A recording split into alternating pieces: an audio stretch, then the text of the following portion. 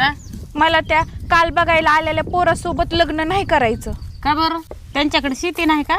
अगं मस्त त्यांच्याकडे 200 एकर शेती. पोराला सरकारी नोकरी नाही का? नाही ग, क्लास 1 अधिकारी मोपत्यो. अगं मग तुला प्रॉब्लेम काय आहे नेमका? मग काय नका म्हणतीस?